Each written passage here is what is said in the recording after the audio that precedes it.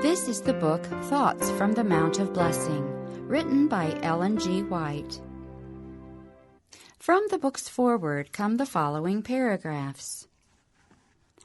Hundreds of thousands of copies of Thoughts from the Mount of Blessing have been printed and distributed in nearly a score of languages since it was first published in 1896.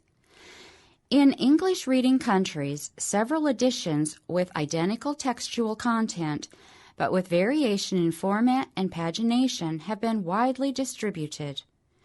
To eliminate confusion in the use of the volume in reference work, a standard page has been adopted, which will serve as the basis of present and subsequent printings.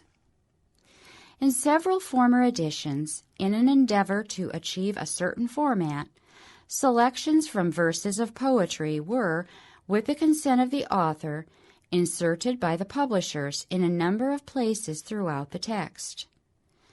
In this edition, only poetry selected and made a part of the text by the author herself is retained. The addition of both scripture and subject indexes makes this volume more useful.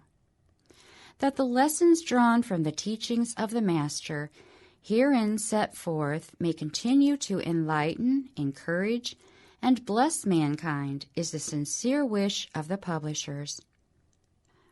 The Sermon on the Mount is heaven's benediction to the world, a voice from the throne of God. It was given to mankind to be to them the law of duty and the light of heaven, their hope and consolation in despondency, their joy and comfort in all the vicissitudes and walks of life. Here the Prince of Preachers, the Master Teacher, utters the words that the Father gave him to speak. The Beatitudes are Christ's greeting, not only to those who believe, but to the whole human family. He seems to have forgotten for a moment that he is in the world, not in heaven, and he uses the familiar salutation of the world of light. Blessings flow from his lips as the gushing forth of a long-sealed current of rich life. Christ leaves us in no doubt as to the traits of character that he will always recognize and bless. From the ambitious favorites of the world, he turns to those whom they disown, pronouncing all blessed who receive his light and life. To the poor in spirit, the meek, the lowly, the sorrowful, the despised, the persecuted, he opens his arms of refuge, saying, "Come unto me, and I will give you rest." Christ can look upon the misery of the world without a shade of sorrow for having created man. In the human heart, he sees more than sin, more than misery. In his infinite wisdom and love, he sees man's possibilities, the height to which he may attain. He knows that, even though human beings have abused their mercies and destroyed their God-given dignity, yet the Creator is to be glorified in their redemption. Throughout all time, the words that Christ spoke from the Mount of Beatitudes will retain their power. Every sentence is a jewel from the treasure house of truth.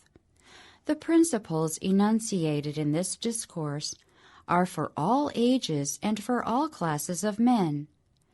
With divine energy, Christ expressed his faith and hope as he pointed out class after class as blessed because of having formed righteous characters. Living the life of the life-giver through faith in him, everyone can reach the standard held up in his words. This is the table of contents. Section 1, On the Mountainside. Section 2, The Beatitudes. Section 3, The Spirituality of the Law. Section 4, The True Motive in Service. Section 5, The Lord's Prayer. Section 6, Not Judging, but Doing.